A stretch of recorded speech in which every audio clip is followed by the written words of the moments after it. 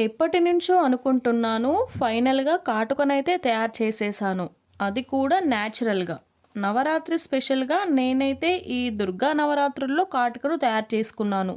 First ఇలా ఒక ప్రమిదను తీసుకోండి. తర్వాత ఇలా కాస్త పత్తిని తీసుకొని అఖండ దీపంలోకి చేస్తాం కదా వత్తి, ఆ విధంగా కాస్త మందంగా వత్తినైతే తయారు చేసుకోండి. తర్వాత ప్రమిదలో నెయ్యిని కరిగించి వేసుకొని వత్తిని ముంచి రెడీగా పక్కన పెట్టుకోండి. ఇప్పుడు ఒక ప్లేట్‌ని తీసుకొని ఇలా ఒక వెల్లుల్లిని ఈ విధంగా ప్లేట్ అంతటికి రుద్ది ఆ ప్లేట్‌ని ఈ విధంగా పక్కన పెట్టేసుకోండి. ఇప్పుడు ప్రమిదలో దీపాన్ని వెలిగించుకొని దీపం చుట్టూ 3 గ్లాసులు సెట్ చేసుకొని మనం వెల్లుల్లి రుద్దిన ప్లేటుని గ్లాసుల పైన బోర్లించేసుకోవాలి. ఈ దీపాన్ని ఇలా ఒక 10 నిమిషాలు వదిలేసామంటే 10 నిమిషాల తర్వాత చూస్తే ప్లేట్ అంతా బొగ్గు బొగ్గు అయిపోయింది కదా. ప్లేట్ పాడైపోయిందని టెన్షన్ పడకండి. ఆ ప్లేట్‌కి అంటుకున్న బొగ్గే మనకు కావాల్సింది.